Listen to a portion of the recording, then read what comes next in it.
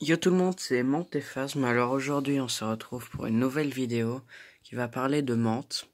Alors comme vous pouvez voir ici, j'ai des Philiocrania paradoxa qui sont relativement rares au Luxembourg.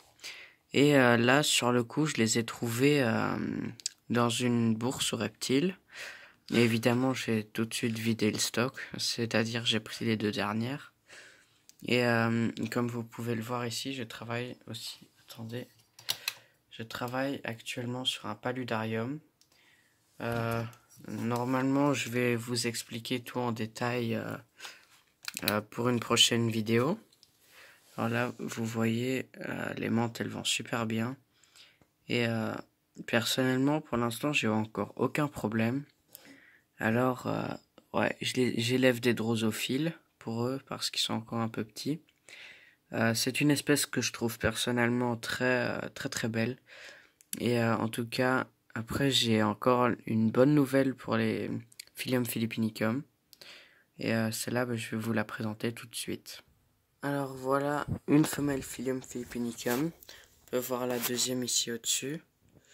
Mais comme vous pouvez le voir, je fais cohabiter encore les deux espèces. Ça veut dire phasme bâton. Et je connais même plus leur nom. À l'origine, tout au début, ils avaient des pattes vertes. Maintenant, tout est devenu marron. Mais en tout cas, je fais cohabiter cette espèce. Celle-là, elle bouge, je pense. Ouais. Et personnellement, pour l'instant, j'ai encore aucun problème.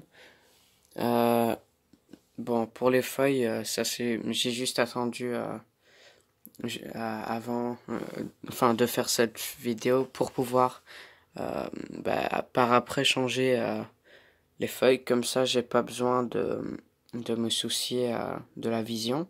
Comme vous pouvez voir, elles sont passées au stade, moi je les présume semi-adultes. Donc normalement, encore une mue et j'aurai des œufs. Et franchement, moi je trouve que les deux espèces, ça marche super bien.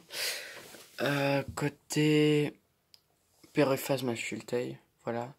Il me reste plus que le mâle. Celui-là, il vit encore pépère. Là, comme vous pouvez voir, il a de la bonne nourriture bien fraîche. Et ce que je voulais encore vous montrer, c'est cette plante-là. Celle-là, je l'ai trouvée au Luxembourg, au cactus, si vous connaissez. Et perso, elle envahit beaucoup. En fait, quand vous la touchez, elle va se refermer instinctivement. Suite à des poils, enfin je présume qu'il y a des poils sensitifs dessus, et du coup, voilà. Alors ici, comme on peut le voir, j'ai les Dionéa. Pour l'instant, ils vont plutôt mal parce que cette plante les envahit à mourir. Mais en tout cas, ici, j'ai fait un petit terrarium. Et franchement, j'en suis content. Une grassette au fond, une népenthèse ici. Puis celle-là, la plante sensitive, j'ai oublié son nom. Alors excusez-moi. Hein. Et puis, ici, je ne sais plus non plus comment ça s'appelle. Mais ça, j'élève dans un pot. Alors, au fond, il y a de l'eau. Et si j'arrive à en sortir une, vous pouvez voir que les racines se forment dans l'eau. Et je peux les replanter quand je veux. Ce qui est un bon truc. Donc, il faut pas tout de suite de la terre pour cela. En tout cas, j'espère que cette vidéo vous aura plu.